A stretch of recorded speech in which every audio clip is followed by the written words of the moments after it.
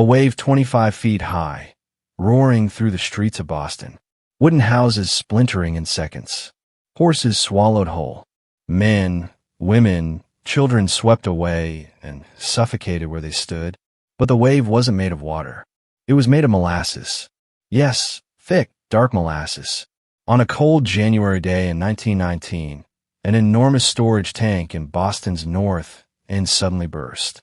In an instant, over 2 million gallons of syrup surged through the city like liquid concrete.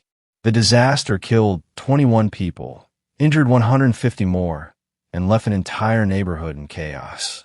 Newspapers would call it the Great Molasses Flood.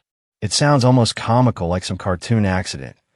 But for the people who lived and died through it, it was anything but funny. This is the forgotten story of one of America's strangest and deadliest industrial disasters. To understand why there was so much molasses in Boston in the first place, we need to rewind to the early 20th century. Molasses wasn't just for cookies and candy. It was big business. From molasses, you made industrial alcohol, a key ingredient in munitions, explosives, and even fuel during the First World War. Boston's North End, a dense neighborhood of mostly Italian immigrants, became the site of one of the largest molasses storage tanks in the country. It was owned by the Purity Distilling Company, part of the powerful United States Industrial Alcohol Corporation. The tank itself was a monster, 50 feet tall, 90 feet across. It held over 2 million gallons of molasses.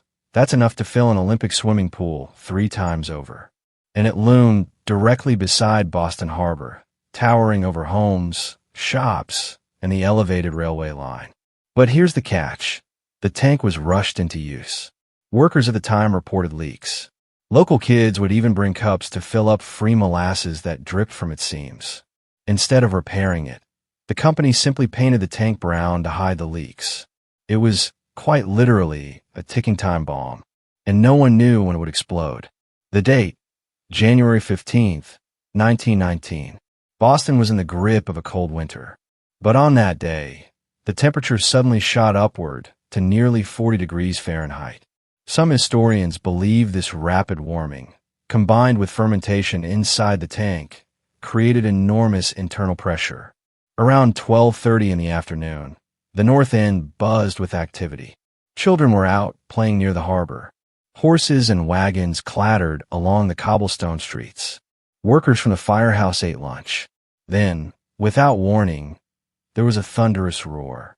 Witnesses described it as sounding like a machine gun rat-a-tat-tat, followed by an explosion like the roar of an elevated train. The massive steel tank ruptured, and 2 million gallons of molasses burst free. At first, it moved like a wave. But this was no ordinary liquid. Thick, sticky, and heavy, it rolled with terrifying force. The 25-foot-high wall of syrup slammed into the street at almost 35 miles per hour. Imagine standing in front of liquid cement moving at car speed. There was no outrunning it, no fighting it. Wooden houses were instantly pulverized. A section of the nearby elevated railway was ripped apart. A firehouse was lifted right off its foundation. People were caught mid-step, unable to escape. Horses, the main transportation of the era, were suffocated where they stood, crushed and drowned in sticky darkness. One survivor remembered, the molasses caught them and threw them and tossed them about like toys. Children coming home from school were simply swallowed. Rescue efforts were chaotic. Police, soldiers, firefighters, all rushed to the scene.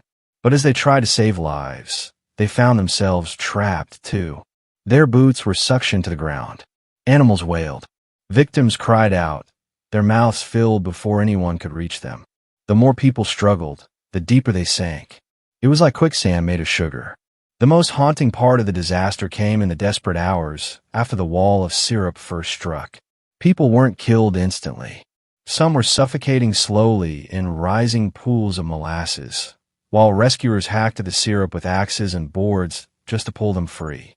The cries reportedly carried through the neighborhood all night long. Red Cross workers described the scene as a man-made swamp of death. Horses shrieked until they went silent. Rescuers collapsed from exhaustion.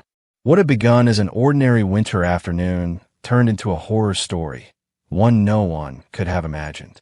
And when the sun rose the next day, the devastation revealed itself. Twisted steel, shattered buildings, overturned rail cars, all caked in a sheen of dark brown film. The entire neighborhood reeked of molasses. When the damage was tallied, the numbers stunned even hardened city officials. 21 dead, 150 seriously injured, entire blocks destroyed. Cleaning up was a nightmare. Workers used salt water from the harbor and sand to try to break down the syrup. Pumps clogged immediately. Crews worked for weeks, then months, scrubbing buildings, sidewalks, streets. And still, the molasses remained.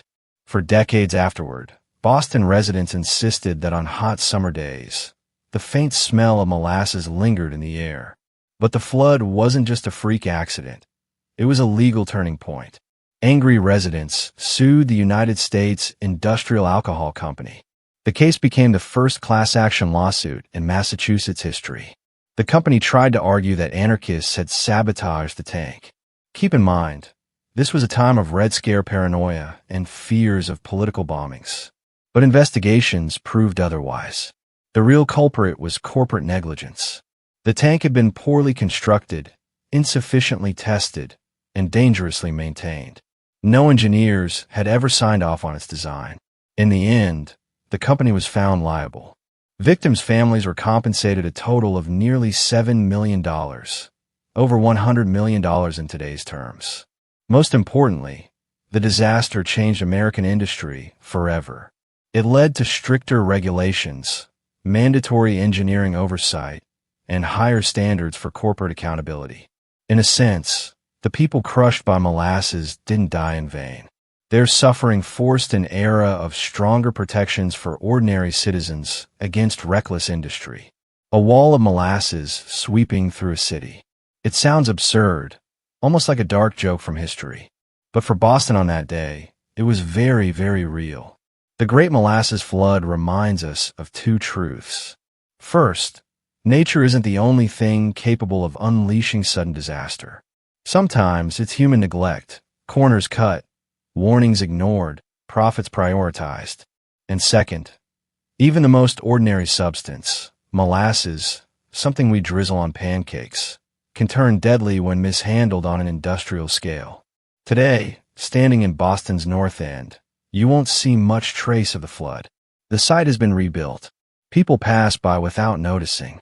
But if you ask locals, some still say, on the hottest of summer afternoons, if the wind is right, you can smell a faint sweetness in the air.